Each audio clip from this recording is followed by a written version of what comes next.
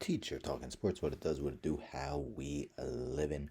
2 weeks ago, I started a new series entitled "Is He a Hall of Famer?" in which I take a look at a player whose career has recently just ended or their career is winding down, and take a look at whether they belong in their sports Hall of Fame. So I've started with basketball. First episode was Rajon Rondo. Second episode was Andre Iguodala. Today's episode is going to be one that is highly debated.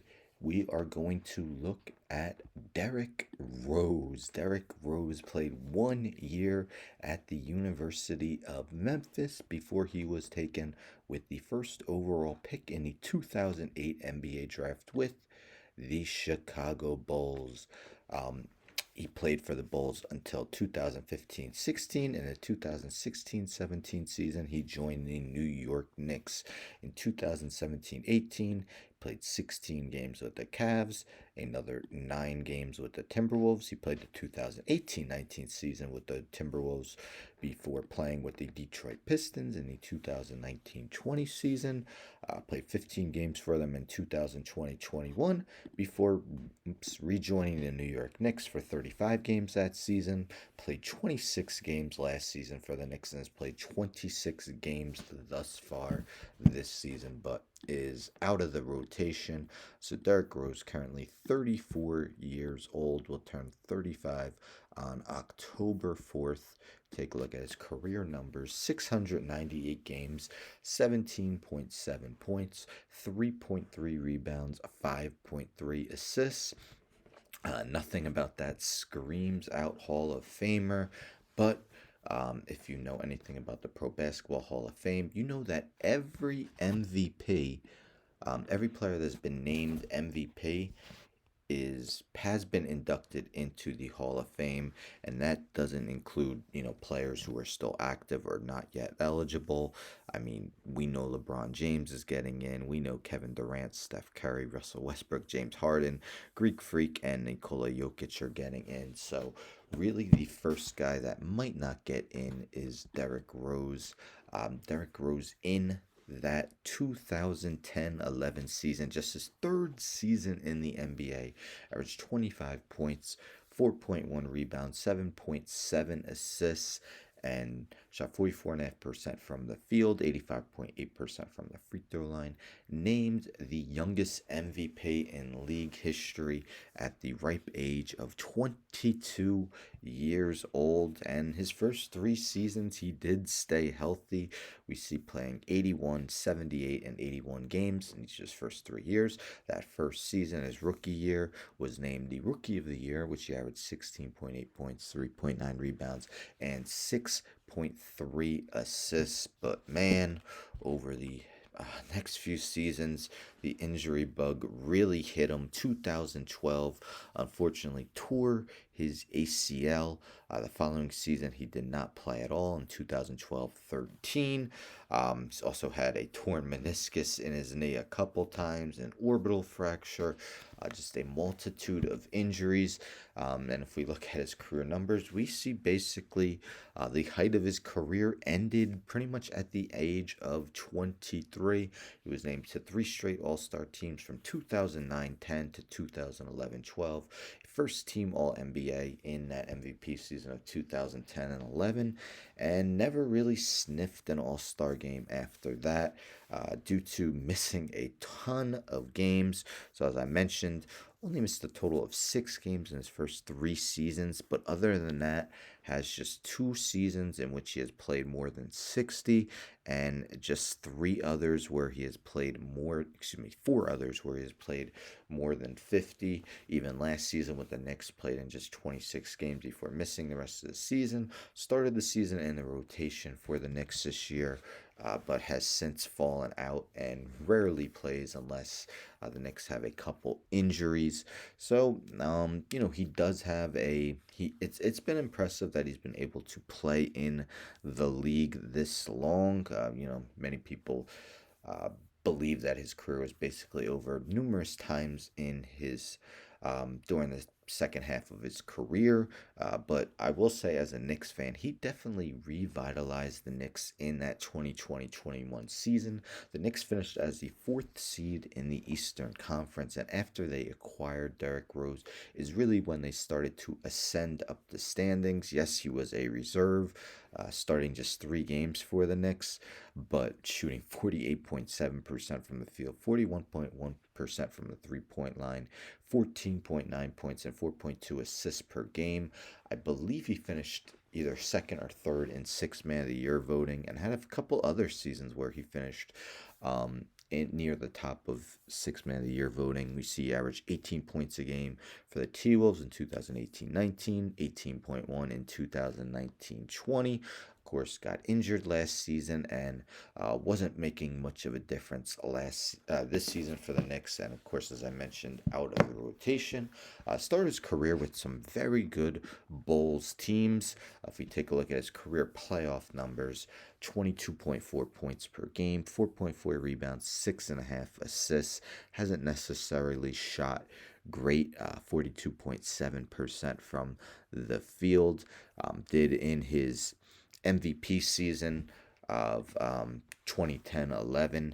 In that postseason, averaged 27.1 points per game and 7.7 assists, but did shoot less than 40% from the field and not even making 1/4 of his 3 pointers. So again, impressive that his career is still going on.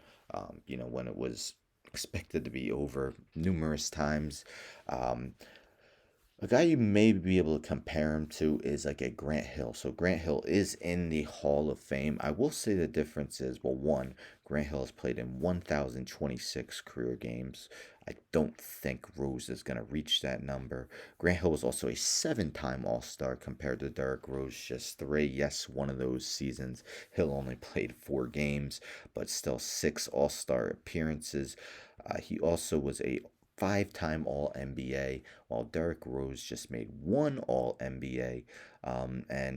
Grant Hill did average double digits for 17 straight seasons. So while you can make that comparison, because Grant Hill never had the career that he had to start off with the Pistons, still played a vital role on some good teams, and has just had much lengthier career than Derrick Rose. If we look at the analytics for Derrick Rose, what they think of him, his career PER is 18.1, so that's well above average. Average is 15. See, his MVP season was 23 and a half. The following season was 23, although he played in just 39 games. Has had some above average PERs of late: 19.5, 21, 18.3, 16.9. Win shares, not exactly super fond of him. 13.1 in his MVP season. But other than that, barely has more than 30 win shares in his career. 44.3 in total. If we take a look at, so Pro Basketball Reference likes comparing guys using win shares. So if we look at career win shares, who he most compares to, none of these guys are Hall of Famers, and there really isn't a debate on any of them. Dana Barros, Wesley Person, Derek Anderson, Monte Ellis, Eric Snow, Eddie Johnson, Phil Smith, Vinny Del Negro, Kendall Gill, Craig Elo, all good players, but of course, as I mentioned, none are being debated for the Hall of Fame. Just 1 year at Memphis, they did reach the College National Championship, where they lost in the finals in overtime. As I mentioned, just one All NBA. Did have 3 top 11 MVP finishes, winning in 2010-11, 11th in 2011-12, and yes, 2020-21. The fans, I believe, had a first place vote, and they gave it to Derrick Rose. That just shows you how still beloved he is. So honestly, can't really count that MVP finish of ninth.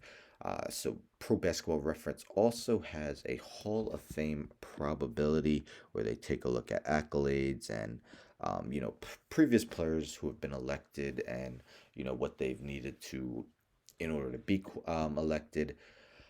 It's just listing his Hall of Fame probability at 10.5%, which is pretty similar to Andre Iguodala, who I think Iguodala was a little bit higher than that. Derrick Rose, this is what he had to say about potentially making the Hall of Fame. This is via Clutch Points. Who wouldn't want to make the Hall of Fame one day? But there are a couple of ways you could look at it. I'd be very grateful for that.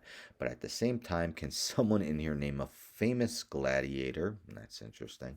In 200, 300 years, nobody's going to care about what went on. The things I want to do after basketball, I feel like are going to be bigger than what I do in basketball. So getting quite philosophical when talking about whether he wants to make the Hall of Fame. Sam Smith, who famously wrote the Jordan Rules book, um, does believe Rose should get in, and he mentions, it's a basketball Hall of Fame. You don't just strictly look at NBA.